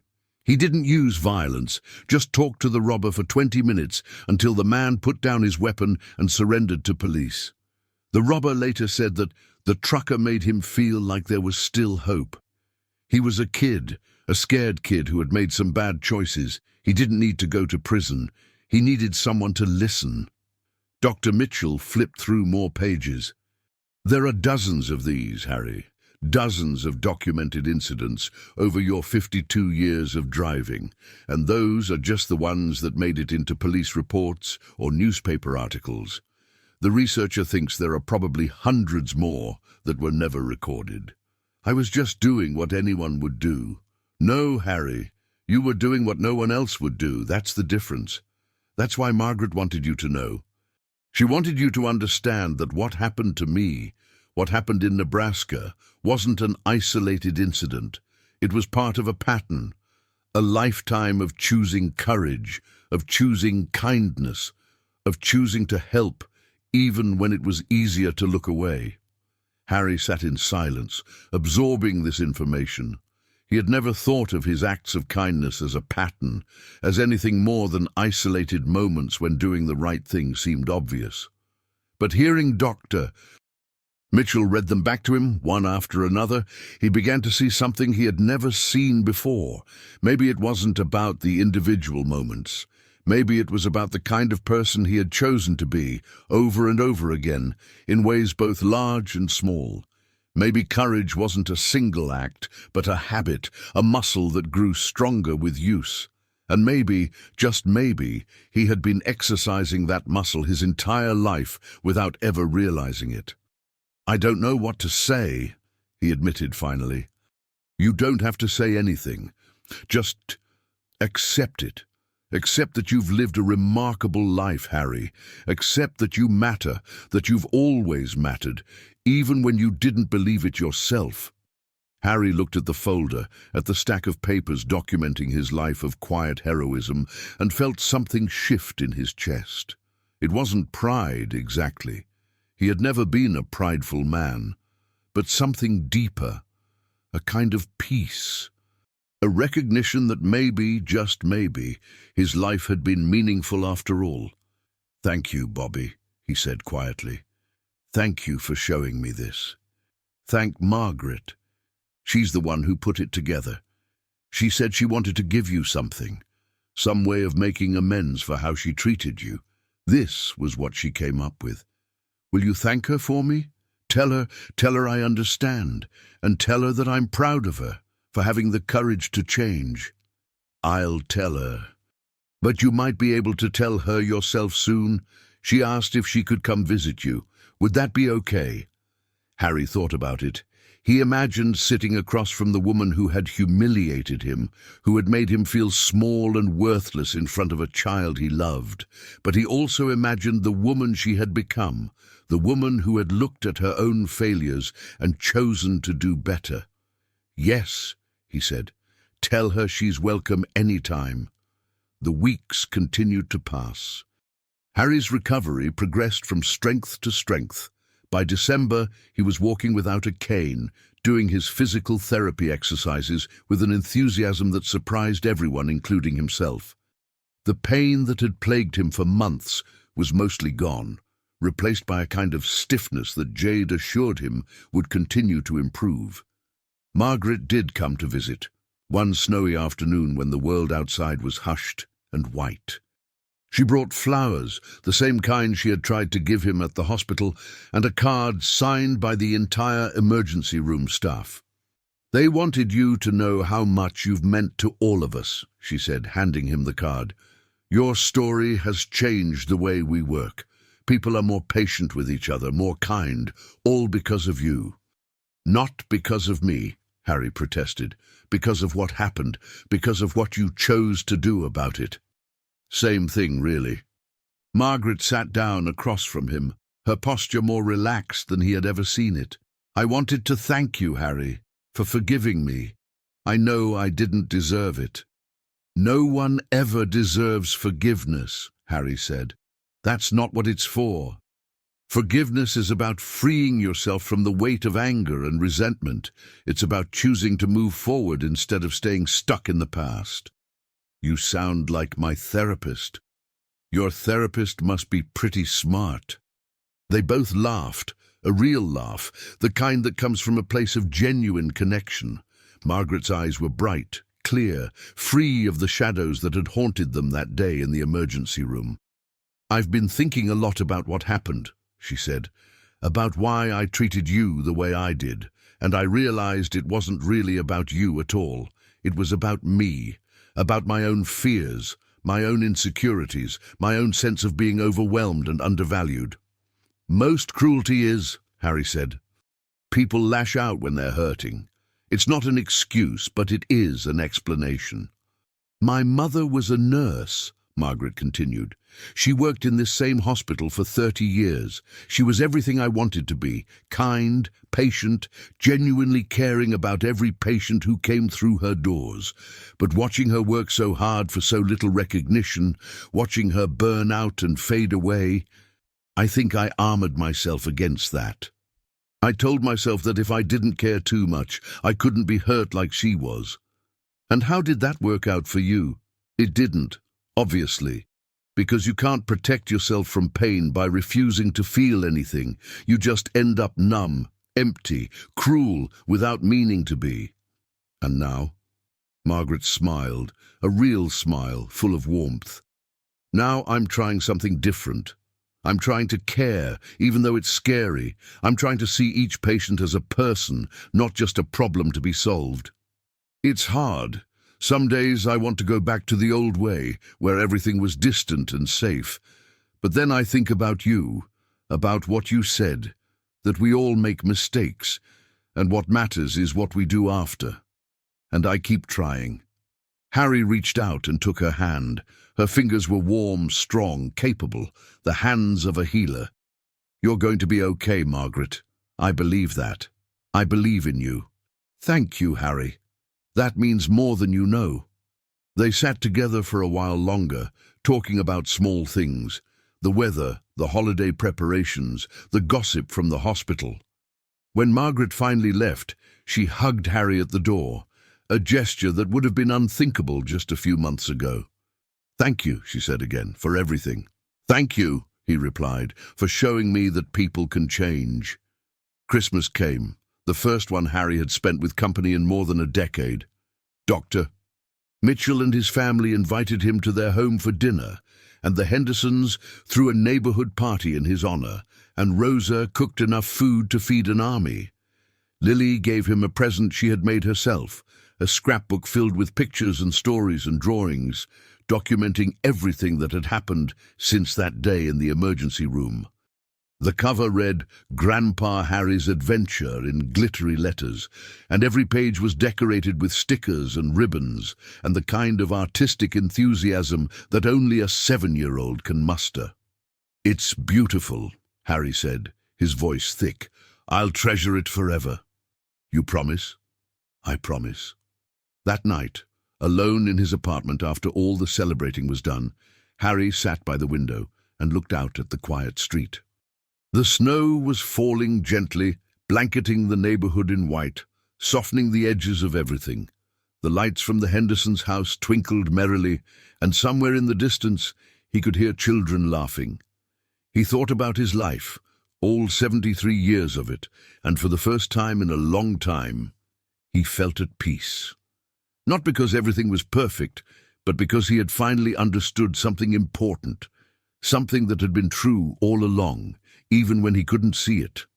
He mattered. His life mattered.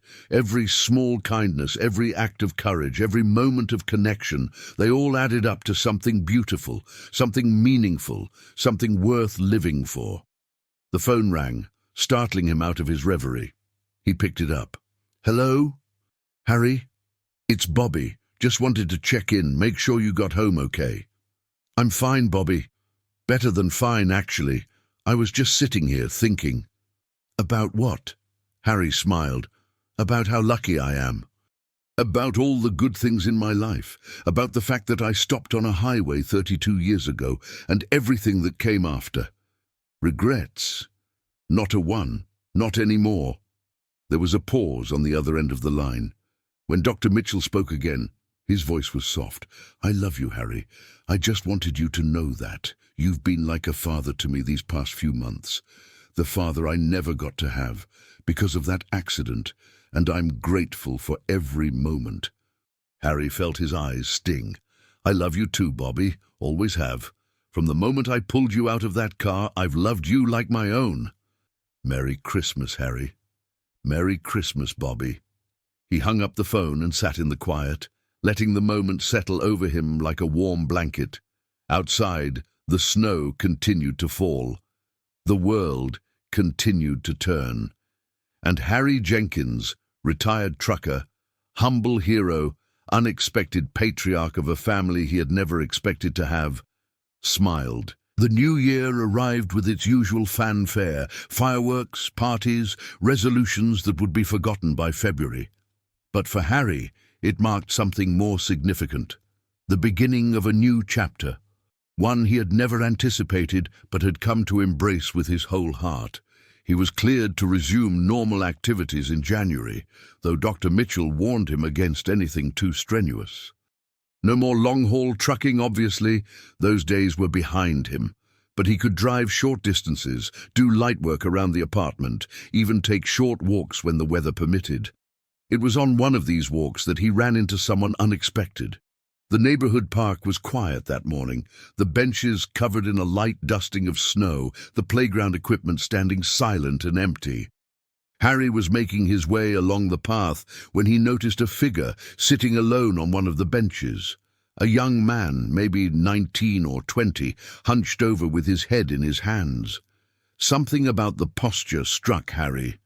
It was the posture of someone who had given up, someone who had run out of options and didn't know where to turn. He had seen that posture before, in rest areas and truck stops across the country, in the faces of people who had hit bottom and couldn't see a way back up. Without thinking about it, Harry changed course and walked toward the bench. "Mind if I sit down?" The young man looked up, and Harry saw that his eyes were red, his face pale. He looked like he hadn't slept in days.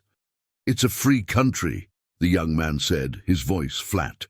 Harry sat down, taking care not to aggravate his healing back. For a while, neither of them spoke. They just sat there, watching their breath fog in the cold air, listening to the distant sounds of the city coming to life. "Bad day?" Harry asked finally. The young man laughed, a harsh, bitter sound. "Bad year. Bad life, actually. Nothing's going right. Nothing ever goes right." "Want to talk about it? Why do you care? You don't know me." "No, I don't.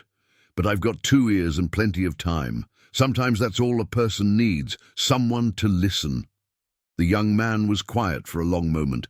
Then slowly, the story came out. His name was Marcus. He was 20 years old, had grown up in foster care, had aged out of the system with nothing but a high school diploma and a chip on his shoulder. He had tried to make it work, gotten a job, found an apartment, started taking classes at the community college, but then his roommate had bailed, and he couldn't afford the rent on his own, and he'd been evicted, and now he was sleeping in his car when the shelters were full. "I'm not asking for pity," Marcus said, his jaw clenched. "I'm not asking for anything. I'm just tired of fighting, tired of trying so hard and getting nowhere." Harry listened to all of this without interrupting. When Marcus was done, he sat for a while, considering his response. "When I was about your age," he said finally, "I was in Vietnam. Worst experience of my life. I saw things no person should ever see, did things I'm not proud of. When I came back, I was a mess. Couldn't hold a job, couldn't maintain a relationship, couldn't see any point in going on." Marcus looked at him with surprise. This old man didn't look like someone who had struggled. He looked like someone who had it all figured out. "What changed?" Marcus asked. "I got a job driving trucks, long haul, cross country. It saved my life in a way, gave me something to focus on, something to be good at. And it showed me something important, that there are good people everywhere, if you know where to look, people who will help you if you let them, people who will believe in you when you can't believe in yourself. That's a nice story, but I don't have any people like that. I don't have anyone. You have me." Marcus stared at him. "What? You have me? As of right now, you have someone who believes in you. Someone who thinks you can make it, even when you can't see how." Harry reached into his pocket and pulled out a business card. "This is the number for a friend of mine at the hospital. Her name is Margaret. She's a nurse, but she's also involved with some programs that help young people who are struggling. Housing assistance, job training, that kind of thing. Give her a call. Tell her Harry sent you." "Why would you do that? You don't even know me." "No, I don't. But I know what it's like to feel alone, to feel like there's no way out. And I know that sometimes all it takes is one person who sees you, who believes in you, to change everything." Marcus took the card, staring at it like it might bite him. I don't know what to say." "You don't have to say anything, just call her. That's all I ask." They sat in silence for a while longer, the cold seeping through their clothes, the world continuing to turn around them. Then Marcus stood up, slipping the card into his pocket. "Thank you," he said, his voice rough. "I don't know if it'll make a difference, but thank you."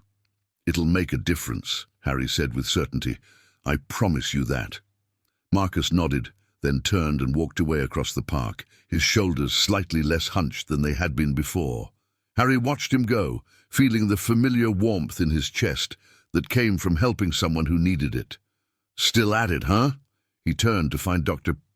Mitchell standing behind him, bundled up in a winter coat, his breath fogging in the air. "How long have you been standing there?" "Long enough to see you do your thing." Dr. Mitchell sat down beside him. "Who was that kid?" "His name is Marcus.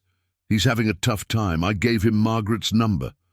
Margaret Sullivan, the nurse. She's been getting involved in some programs for at-risk youth. Seemed like a good fit.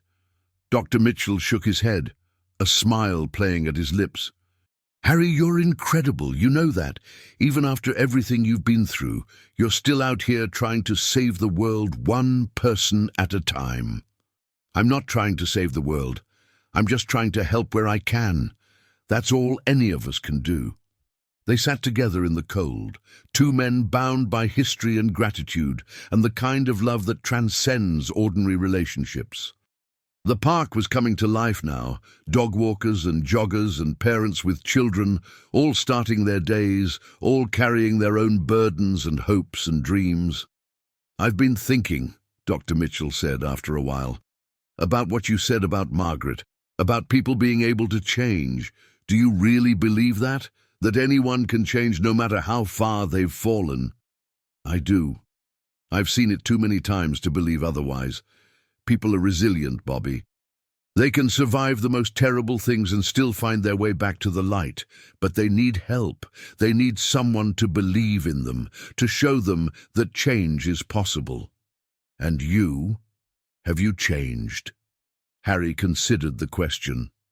"I've learned things about myself, about what matters. I spent 52 years driving trucks, thinking I was just passing through life without leaving a mark. But that wasn't true. Every person I helped, every act of kindness I performed, they all mattered. They all rippled outward in ways I couldn't see, including you, including me. So yes, I've changed. I've learned to see myself differently, to value myself in a way I never did before. That's a kind of change, I suppose." Dr. Mitchell nodded slowly. "I've been thinking about my parents lately, about what they would have thought of all this, the career, the family, meeting you again after all these years. They would have been proud. They would have been so proud of the man you've become." "I hope so. I wish I could remember them better. I have some pictures, some home videos, but the actual memories, they're mostly gone. Just fragments. Flashes of a face, a voice, a feeling." Harry was quiet for a moment, then he said, "I can tell you what I remember if you'd like. About the night of the accident, about what I saw before the fire got too bad." Dr. Mitchell looked at him with something like hunger in his eyes. "Please." So Harry told him. He told him about the position of his father's arm, stretched toward the back seat in a final act of protection. He told him about his mother's face, peaceful even in death, as if she had accepted what was coming. He told him about the way the moonlight had fallen on them, giving them an almost ethereal glow, like something out of a painting. "They loved you," Harry concluded. "Or whatever else happened that night, that's the most important thing. They loved you completely, selflessly, with every fiber of their being. And that love is still with you, Bobby. It's in everything you do, everything you are. It's the reason you became a doctor, the reason you save lives, the reason you're sitting here with me right now. Their love didn't die in that accident. It transformed into something else, something that continues to grow and spread, touching everyone you touch." Dr. Mitchell was crying openly now, tears streaming down his face, his shoulders shaking with the force of his emotion. Harry put an arm around him and held him close, just as he had held him that night 32 years ago, a frightened child in the darkness. "Thank you," Dr. Mitchell whispered. "Thank you for telling me that. Thank you for being the kind of man they would have been proud of." They sat there until the cold became unbearable, and then they walked back together, slowly, in deference to Harry's healing back, to the warmth and comfort of home. Spring arrived with all its usual fanfare, melting the snow and bringing new life to the neighborhood. The trees burst into bloom, flowers emerged from their winter sleep, and the world seemed to breathe again after the long months of cold. Harry's recovery was complete by then, at least according to the doctors. He could walk without pain, climb stairs without difficulty, even do light gardening work in the small patch of earth behind his apartment building. The surgery that had seemed so daunting last fall had given him back his mobility, his independence, his life. But the real changes went deeper than physical healing. He had connections now, real connections, the kind he had avoided for most of his adult life.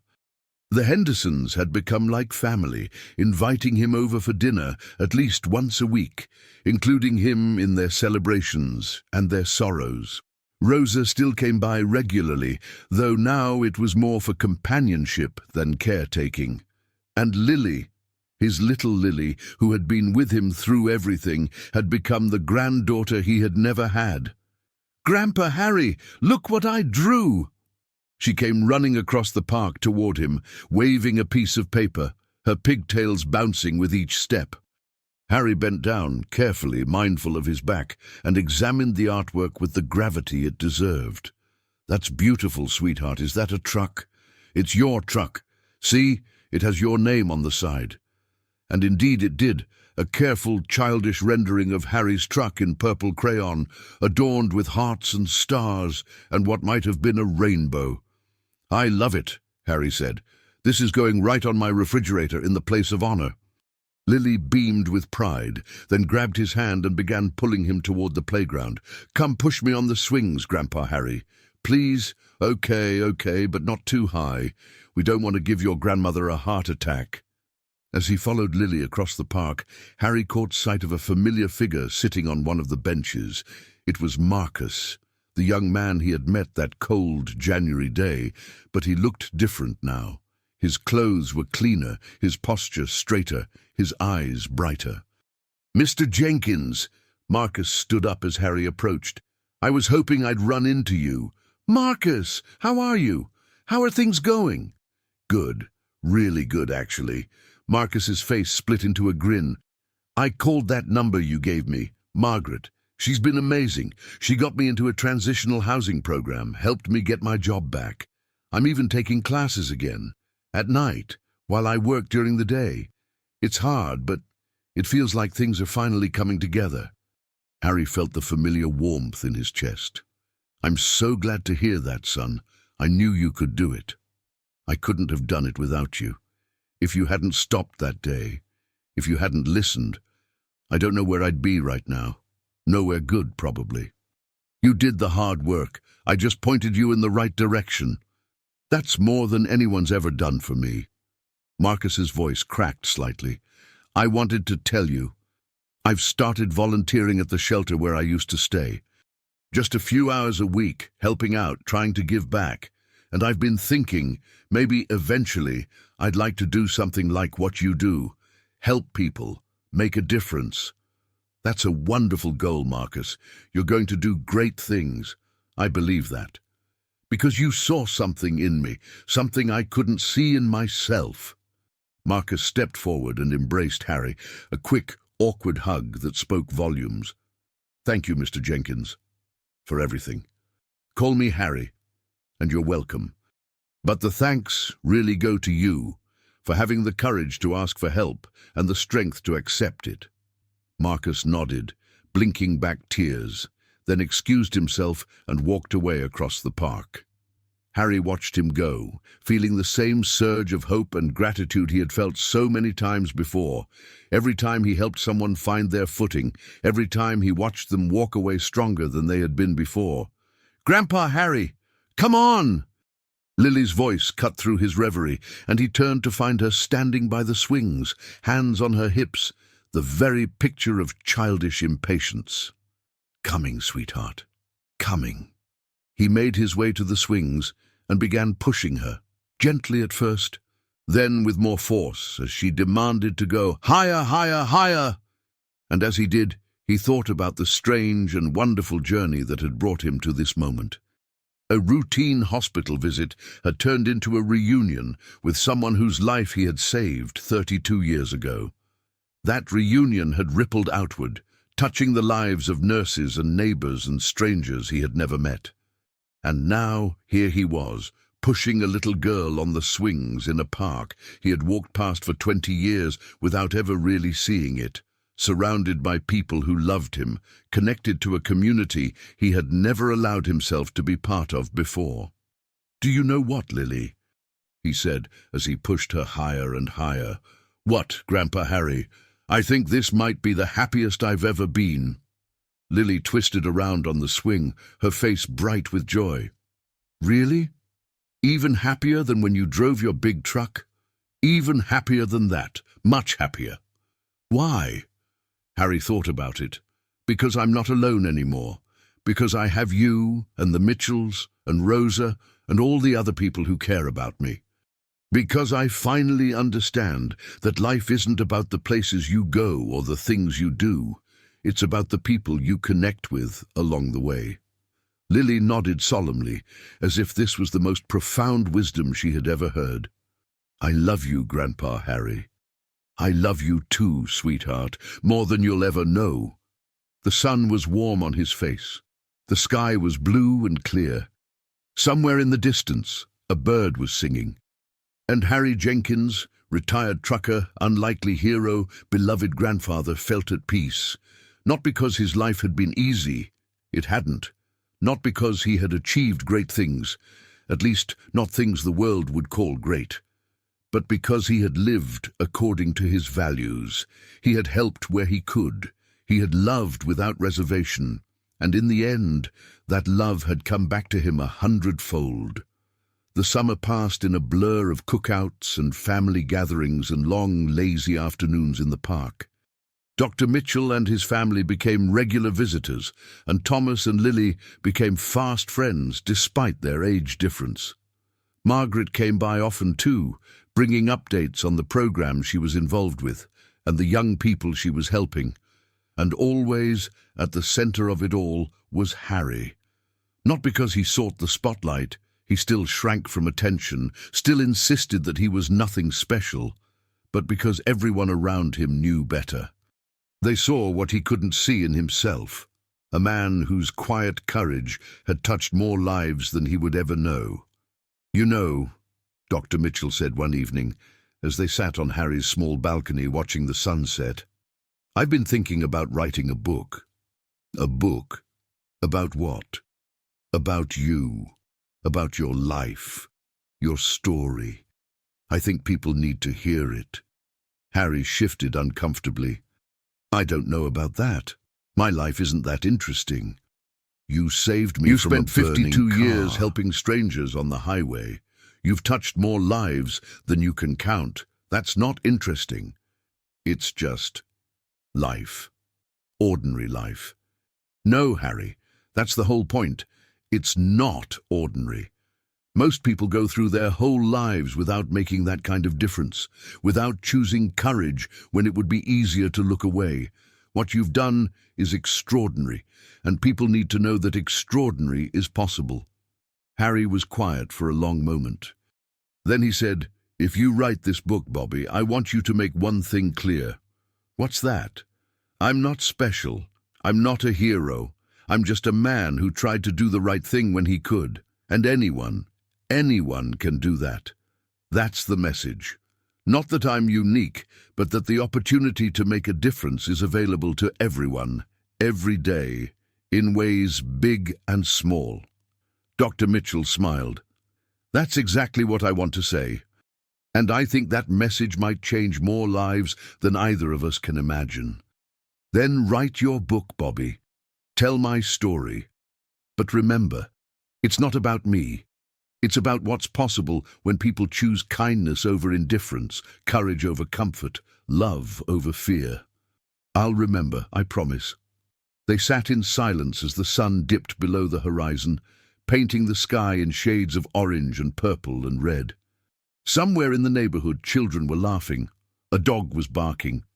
Life was going on as it always did, full of ordinary moments that could become extraordinary at any moment, if only someone chose to make them so. "Harry," Dr. Mitchell said. "Yes?" "Thank you. For everything. For saving my life. For being there. For teaching me what it means to be a good man." Harry reached over and squeezed his hand. "Thank you, Bobby. For reminding me that my life has mattered. For showing me that the things I did weren't in vain. They were never in vain. They never could be." And there, on that small balcony, as the stars began to appear in the darkening sky, two men sat together, a surgeon and a trucker, a child and his rescuer, bound by love and gratitude and the unshakable knowledge that even the smallest act of kindness can ripple outward forever, touching lives and changing fates in ways that no one could have predicted. The story of Harry Jenkins would indeed be told in Dr. Mitchell's book, which became a bestseller and inspired thousands of people to perform their own acts of kindness, in the programs that Margaret Sullivan expanded and developed, helping hundreds of young people find their footing, in the life of Marcus, who went on to become a social worker and dedicated his career to helping others the way Harry had helped him. But perhaps the most important telling of the story happened in quieter ways, in the moments when someone chose to stop and help a stranger, in the times when forgiveness was offered when it wasn't deserved, in all the small daily decisions to choose love over fear. That was Harry's legacy. Not the dramatic rescue on a Nebraska highway, but the countless quiet moments of courage and compassion that had defined his life. Not the recognition and gratitude that had come to him in his later years, but the simple, stubborn refusal to look away when someone needed help. And as for Harry himself, he lived another 7 years after his surgery, years filled with love and connection and purpose. He watched Lily grow from a precocious 7-year-old into a thoughtful teenager. He saw Marcus graduate from college and start his career.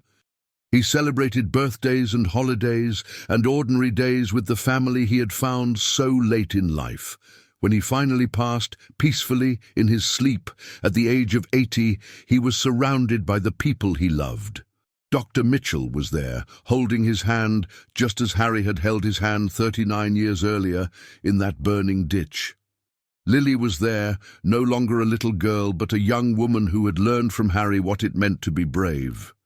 Margaret was there, transformed from the cold bureaucrat she had been into a compassionate advocate for those in need. And in those final moments, as Harry Jenkins slipped away from this world, he felt no regret, no fear, no sense of things left undone. He had lived a good life, not perfect, not without mistakes, but good. He had done what he could with what he had. He had loved and been loved in return. And really, in the end, what more could any of us ask for? The funeral was held on a bright October day, exactly like the day Harry had first walked into that emergency room 2 years after his surgery, thinking he was nobody, only to discover that he had been somebody all along. The church was packed with people. Some he had known well, others who had only heard of him through the ripples of his kindness, spreading outward through the years. Dr. Mitchell gave the eulogy.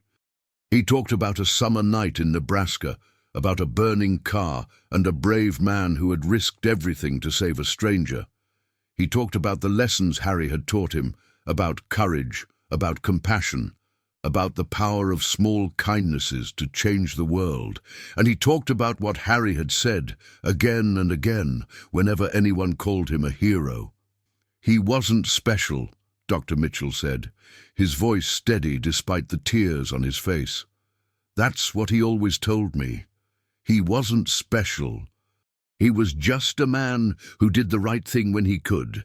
And that's the most important thing he taught me, that heroism isn't reserved for the extraordinary. It's available to all of us, every day, in every choice we make. He paused, looking out at the assembled mourners, the famous and the forgotten, the rich and the poor, all united by their connection to one quiet, humble man. Harry Jenkins changed my life.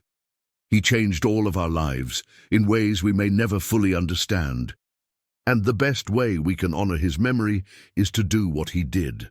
To stop when we see someone in need, to offer kindness when it would be easier to look away, to believe in people when they can't believe in themselves. That's Harry's legacy. Not grand gestures or dramatic rescues, but the daily decision to choose love over fear. And if we can all commit to that, if we can all try, even in small ways, to make the world a little kinder, then Harry Jenkins will never truly be gone. He'll live on in every act of compassion, every moment of courage, every time one person reaches out to help another. Rest in peace, Harry. You've earned it. And thank you. Thank you for showing us what it means to be truly human. The church fell silent. And then, slowly, the sound of applause began to build. Not the polite applause of a formal occasion, but the genuine, heartfelt appreciation of people who had been touched by someone remarkable. Outside, the sun was shining. The leaves were turning gold, and somewhere, in the great mystery beyond this life, an old trucker was driving on into a horizon that had no end, still helping, still loving, still doing what he had always done. Because that's what heroes do. Not because they're special, but because they choose to be, and in that choice lies all the hope and beauty and meaning of human existence. The end. But not really the end. Because stories like Harry's don't end. They continue, rippling outward, touching lives, changing hearts, inspiring others to do the same. And if you're reading this, then Harry's story has touched you too. The question is, what will you do with it? Maybe you'll stop and help someone today. Maybe you'll forgive someone who doesn't deserve it. Maybe you'll simply choose kindness over indifference, courage over comfort, love over fear. Whatever you do, remember, you don't have to be special. You don't have to be a hero.